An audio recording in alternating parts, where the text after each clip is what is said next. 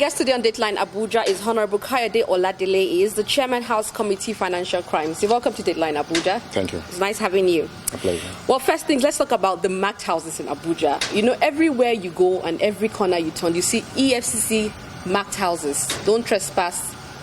What do you have to say about that? Well, you know, marked houses, of course, indicates that that property is a proceed of crime. And you will also agree with me that there was nothing like that until the current administration took over power. Before, it was free for all. Anybody could purchase a house with process of crime, and then nobody would talk. But since the inception of this administration, and with zero tolerance for corruption, the EFCC has the political will and free hand to investigate some of the sources of funds for purchasing of these houses. Let me tell you, under Section 7B of the EFCC Act, Section 7 generally talks about how EFCC can investigate a case, or they can commence investigation of a case. One, it can be done through petitions. That's what we know mostly. People petition against an individual or agency, and then, of course, once the EFCC receives the petition, the commission goes into investigation. And that does not mean that if a person is being investigated, that person is guilty of an issue. And, of course, you have to look into it. Some petitions may lack merit. And then under Section 7B, apart from receiving petitions, EFCC on its own can cause an investigation to be conducted into the lifestyle of a person if it appears to the EFCC that that person's lifestyle is far beyond his earning. For instance, you see somebody who is on level 12, or somebody who is an assistant director or deputy director in the ministry, and you go into his house, you see all sort of luxury vehicles, you see him owning a very big building in Abuja here, as we have all over the place. Yeah. And then, of course, EFCC on its own can cause an investigation to be conducted into the lifestyle of that person, to know whether those properties or those things that he claimed to be his were procured legally and were not procured with a process of crime. So immediately upon assumption of the administration, it was discovered through several petitions that a lot of the houses in Abuja here were purchased through illegal means, particularly process of crime. And EFCC had to go into investigation, and of course, most of those houses that you see are marked because they've been identified as tainted properties. Have they been seized, or they are still under investigation? When you say a property is tainted, it shows that the proceeds, the property was acquired, at least there is every likelihood that property may have been acquired through process of crime. So when you say a tainted property, they go there, they mark it while the investigation is pending. Okay, so now, while the investigation is going on and there are still tenants living there, do the tenants vacate such houses? Because we have them all over Abuja, all over Nigeria as a whole. We see marked houses. I mean, before you can ask a tenant to vacate a place, you have to determine who is the original owner, or who is the true owner. I mean, when you see a tainted property and the EFCC goes there and they mark the property, it does not immediately give a verdict of guilt that person is guilty, and that the property is immediately being acquired by the federal government.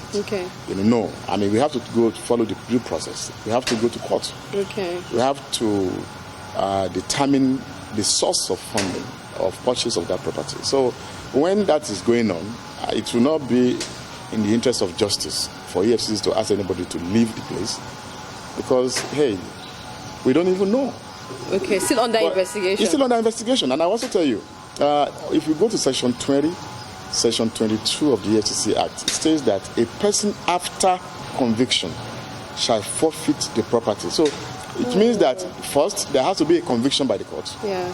And then there will be a consequential order by the judge forfeiting that property to the federal government. If we check Section 20 of the EFCC Act, it's there. So you cannot just say because you mark a property, that property has been forfeited. Okay. Because there is no conviction yet. So does the tenant still pay rent? And to who? Well, as I said, you cannot ask whether the tenant will be paying rent to who is the owner at this present time. Okay, whilst on that until the ownership is ascertained. Okay. There are some. Let me just say this: there are some that the owners immediately after the EFCC discovers that the properties were purchased with process of crime, they immediately surrendered. Oh. They don't want to be prosecuted. They don't want anybody to know that they are the ones. They don't want to be arraigned. So they immediately say, look, we want to bargain. We want to plead.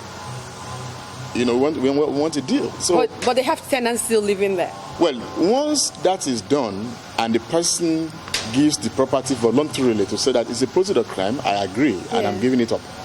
Of course, that property is immediately forfeited without anything. And the person will sign, forfeiting it to the government. Okay. So he would say that he's voluntarily relinquishing his rights in the property and is forfeiting it. Okay. But he won't be persecuted. Well, is it a fair deal? It is a deal. Okay. If the FCC agrees with that deal, fine. If the FCC says, well, despite the fact that you have voluntarily done this, we will still want to go to court, the EFCC will be at liberty to do that. Because right now, there is no straitjacket law in Nigeria on plea bargain. But we have some aspects of the EFCC Act that we can use to plea bargain. So the FCC can do that. But if the EFCC does that and the property is forfeited, definitely I can tell you that the tenants in that property, they are in jeopardy, because the EFCC can determine whether to allow them to remain there or they should ask them to go, because the EFCC will have to give the property to a management company to manage that property.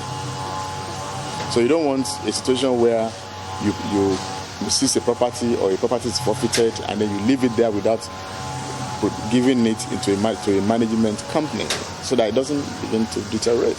Okay.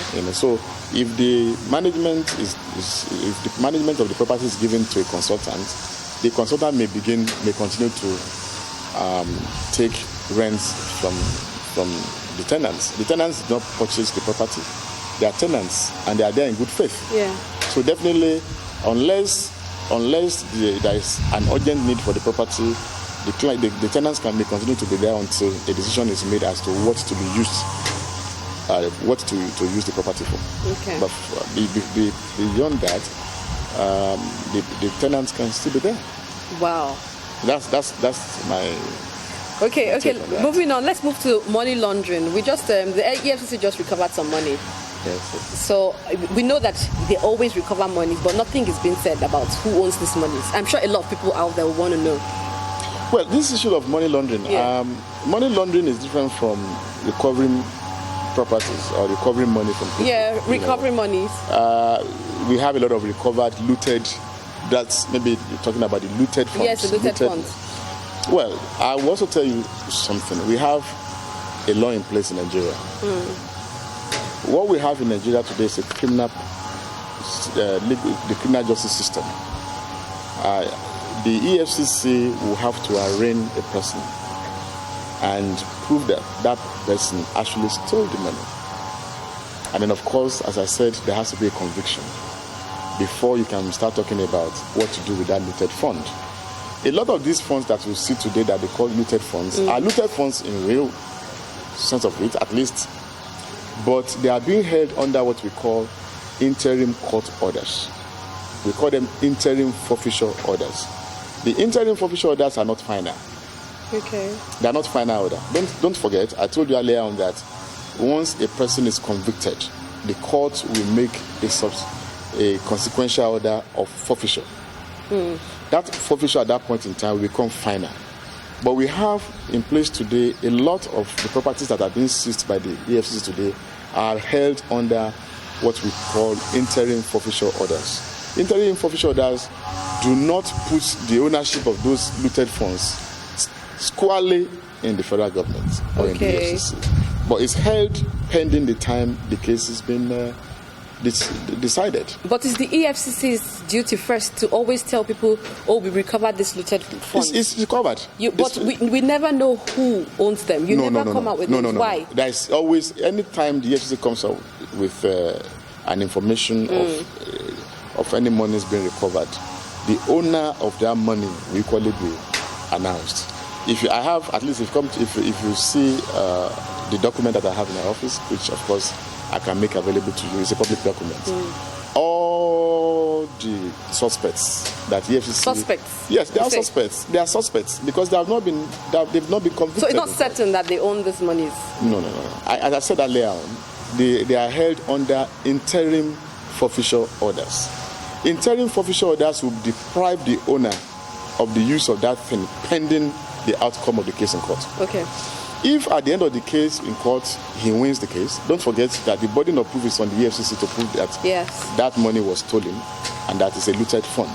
If the EFCC is able to prove beyond reasonable doubt that yes, the money is a looted fund, and then the EFCC is able to convince the judge, and the judge makes an order of conviction first, then of course the money, there will be a final order of forfeiture, at which time the money will become squarely a federal government money. Or it can belong to the state, whichever is the victim. They can even be an individual.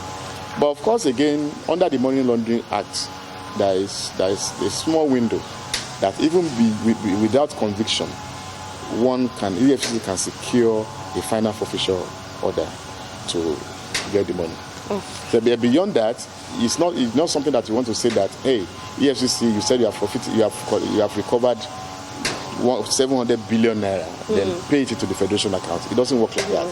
We have what we call the recovery account. Recovery account is where all the monies recovered are put, and they attract compound interest. They are warehoused there pending the outcome. You cannot put a money that is under an interim forfeiture order and put it in the federation account. What happens if at the end of the day the suspect wins? So how do you get that money? Makes sense. Yeah, so that's why it's okay, now let's come to whistleblowing. Yes. Policy. It actually took a while for the House to actually sit, and I know this thing was since last year. Why the delay?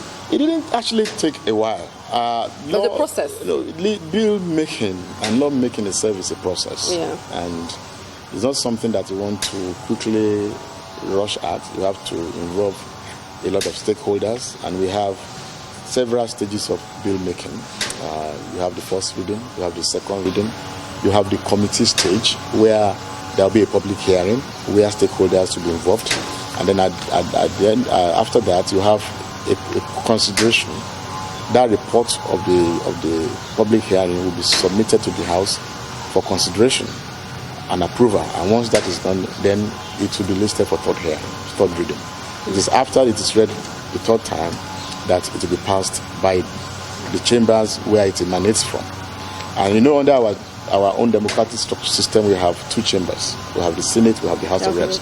So if a bill emanates from the Senate, for instance, and is passed in the Senate, it will be sent to the House for concurrence. And our procedure for doing concurrence right now is you even start with first reading, second reading, and then of course you take the same process. So going through that kind of process, you don't expect that within weeks or within a few months you get a law in place. Well, it takes years. It doesn't take years, but at the same time, all the processes have to be meticulously followed. And then of course, the Senate passed the bill, the some version, or the whistleblowers bill, sometime last year. I think about October last year or so. The one in the House of Reps was sponsored by me, and we did not immediately submit the one I sponsored for first reading because we had to first subject it to a workshop. We had a retreat, stakeholders retreat, wherein we invited NGOs and agencies as well as the general public to come and give an input, give us their input as to what they actually wanted us to have in the proposed bill. So that took a while. So after the workshop was held, we did a seminar, And then we had to put everything together, a report of the workshop, and then we called the stakeholders again. We had a look at it, and they said that this is what they wanted before I eventually introduced it to the house. So you can imagine it takes some time. Yeah. It's a process. So, but whistleblower policy itself it's been in place even before last year. If you look at it, if you remember 2016, the Ministry of Finance introduced what we call the whistleblowers policy, where people are encouraged to come up with relevant information. To get something out of it. But of course, in order to get something out of it, in order to get the necessary support of people and encourage them, you also have to give them some sort of reward for supplying the information, for blowing the whistle. So that one does not have a legal framework. So what we are trying to do now with the whistleblowers bill is to give that policy a framework, give it a legal fit, so that it can also have protection for those who supply this information. You know, these days, I remember last year when we had the workshop, somebody came to attend the workshop, and he told everybody present that because he gave an information to blow the whistle against his boss in the office, he was dismissed. Wow. And because he was dismissed and there was no law in place, he could not go to court. Because if you go to court, you have to rely on a particular law. I mean, definitely, we talk about personal jurisdiction. There must also be a subject matter jurisdiction in law. Subject matter jurisdiction is very important. You have to say, okay, my rights that has been infringed is because of a particular law that is in place. So where there is a right, there will be a remedy. So the law is being put in place now so that it can create a remedy for people that like kind that. Of press actions. Yes. And how protected are they? I mean, somebody comes up with your information for the Efcc, yes, and it's actually true, then I don't get protected. Well, do you think it's encouraging? Well, even if you go to Section 39 of the Efcc Act, that is a form of protection there. Okay. It may not be as elaborate as the one we are trying to do now, but if you check Section 39 of the Efcc Act, it talks about the issue of protection of whistleblowers, that the Efcc should not disclose the identity of whoever supplies information to them. And they are not under any obligation. You can't take them to court to force them to give the identity, to supply the identity of the whistleblower. So we have a pocket of protections here and there, even if you go to... But nothing authentic yet. No, it's authentic. I mean, it's a law. It's a law. By the EFCC, but not the House. No, it's under the Efcc Act. Okay. It has said Section 39 of the Efcc Act. So it's the law. But it's when you talk about the whistleblowers bill, the one we are talking about now, it's more encompassing than that. It's more encompassing than that. You see, we talk about whistleblowers in Nigeria only in terms of money. Yes. But people blow the whistle not only in terms of money. People blow whistle even on the issue of terrorism. People blow whistle on the issue of kidnapping. Yeah. We've said it over and over that kidnappers live amongst us. Terrorists live amongst us. They don't wear uniform. So it's not a situation where you see them and say, oh, terrorists are coming, you run. Because they are just ordinary people like you and I. So if you encourage people to supply information that can help bust terrorist activities, including terrorism financing, those who finance terrorism. So we put everything together. It's not just the question of corruption alone. We want to look at every area that we want people to cooperate with the law enforcement agencies. And we are asking them, if you cooperate with us or with the law enforcement agencies, at least the law is in place also to protect you, to shield you and your family. So that you are not subject to repressive actions, as well as victimization. So that's exactly what we are doing now. That law, as I said, was passed in the Senate last year, sometime around October last year. Last week, it passed second reading in the House of Reps. So it's been referred to the Committee on Justice. And I believe that within a very short period of time, we should be able to be done with that. And we can then have the law, the bill to be sent to the president for his assent. Okay, thank you very much. Last questions. The process of crime bill, why the process of crime bill, and what is the progress so far? Well, as I said earlier in this discussion, I said that under the Nigerian criminal justice system, the EFCC can only recover money after a person has been convicted. If a person is arrested and his property is seized by virtue of an interim court order, the EFCC cannot do anything until the case is decided in court, and the person is adjudged guilty, and of course there's a consequential order of final forfeiture.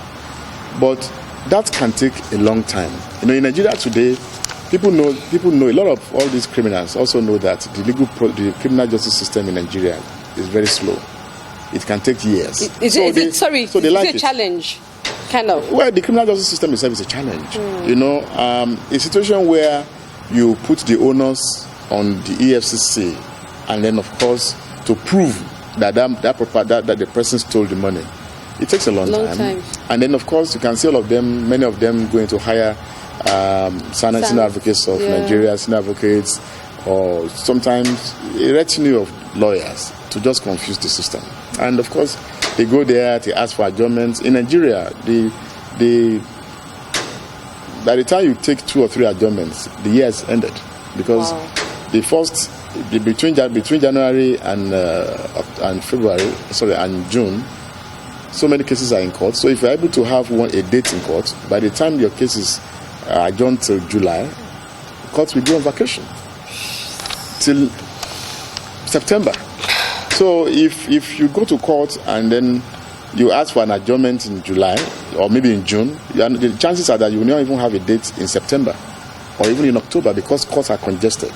So all they have to do is to use the weakness in the criminal justice system to prolong the case.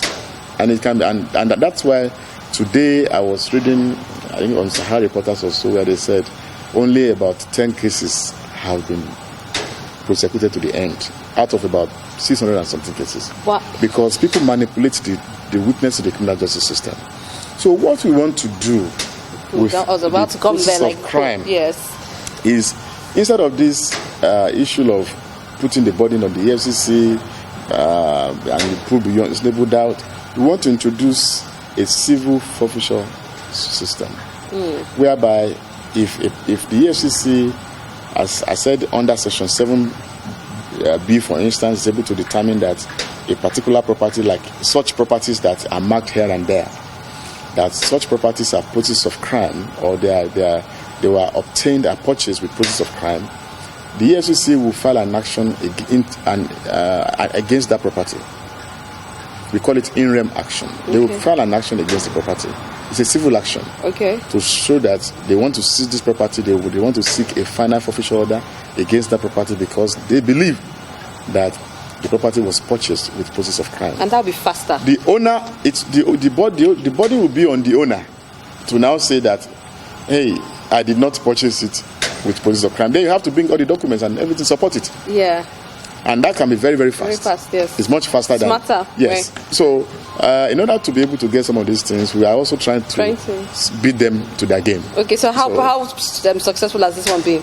No, I mean, right now, the bill is at the committee of the whole house stage. Again, it was sponsored by me.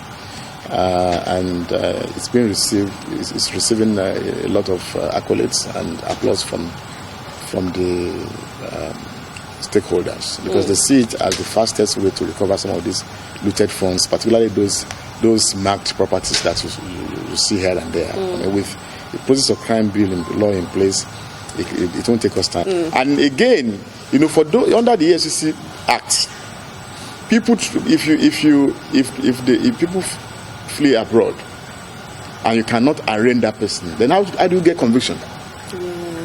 Because conviction is first before forfeiture. Yes. So that's why many of them leave the country. They run away. So if they run away and the EFCC is unable to arraign them, then the EFCC will not be able to get final forfeiture order. So the property will still be there as their own property. So under the process of crime, We don't even need you to be alive. You may decide to go and live in heaven or go to hell. And what stage are you people on now? That's what I said. Right now, it's at the committee of the whole house. It's not the first reading, second reading. Okay. I'm expecting that within the next couple of weeks, it will be passed by the House of Reps. And then the Senate is also doing its own concurrently with the one in the House of Reps. And I believe that very soon it will be passed. Okay, please, we should be one of the first people to know about that. We'll let you know. Okay. Thank you. Thank you so much. I've been talking to Honorable Kayode Oladele, the Chairman, Committee Financial Crimes here in Abuja. Thank you for being part of Dateline Abuja. Thank you. Well, the program is Dateline Abuja. Stay tuned. I'll be right back.